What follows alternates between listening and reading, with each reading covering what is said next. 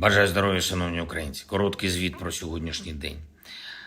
Провів важливі координаційні наради прем'єр-міністр, голова Верховної Ради, наші міжнародники, внутрішньополітичний блок Офісу. Погодили порядок дій на найближчі тижні.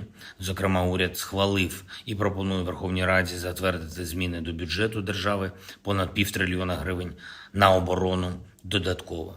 Всі кошти будуть спрямовані на фінансове забезпечення військових, на підтримку нашого сектора оборони держави, на оборонне обладнання, в тому числі дрони. Зробимо все можливе і неможливе для зміцнення наших воїнів. Обговорили сьогодні також гуманітарне розмінування, те, що життєво важливо в буквальному сенсі. Станом на зараз більше 170 тисяч квадратних кілометрів нашої території залишаються небезпечними через ворожі міни і снаряди, що не розірвалися. Суттєва частина цієї території – це земля наших аграріїв, земля, що оброблялась. Тож сьогодні обговорили, як активізувати цю роботу, пришвидшити гуманітарне розмінування, збільшити відповідну співпрацю з партнерами.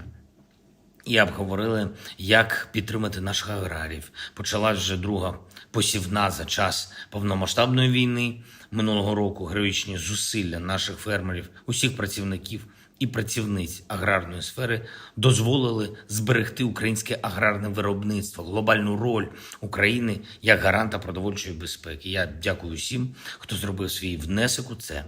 Відповідні кроки на підтримку галузі опрацьовує уряд. Окремо обговорили ситуацію в енергетиці. Вона нормалізована. Фактично на всій вільній території держави забезпечуємо енергетичні потреби українців у відповідності до можливостей генерації. І продовжуємо вже готуватись до наступного опалювального сезону. Це стосується як накопичення ресурсів, так і нового захисту наших енергетичних потужностей.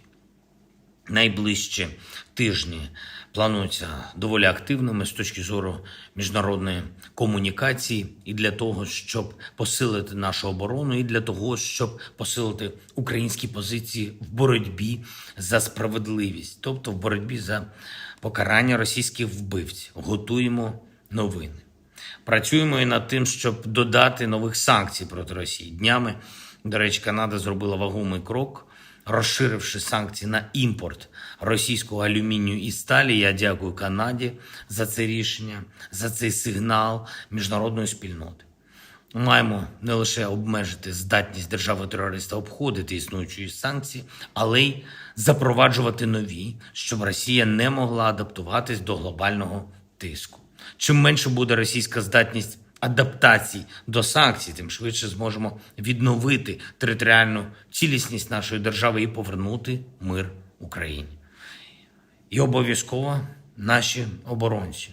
Лише це і є дієвою гарантією захисту свободи України, всієї Європи та вільного світу. Наші воїни та глобальний тиск на Росію, як і завжди, сьогодні був на зв'язку з нашими командувачами, з розвідкою. Дуже жорстко на Сході, дуже болісно. Треба знищити військову потугу ворога, і ми знищимо Білогорівка і Мар'їнка, Авдіївка і Бахмут, Вугледар і Кам'янка та усі інші місця, де зараз вирішується, яким буде наше майбутнє, де виборюється наше майбутнє усіх українців. Я дякую кожному і кожній, хто зараз в бою. Я дякую усім, хто захищає позиції, б'ється за Україну та своїх побратимів. Дякую всім, хто ніколи не підводить того, хто поруч на позиції. Сьогодні особливо відзначу бійців 92-ї окремої механізованої бригади за успішні дії в районі Бахмуту. Дякую вам, хлопці. Слава усім українським воїнам, слава нашому незламному і прекрасному народу. Слава Україні!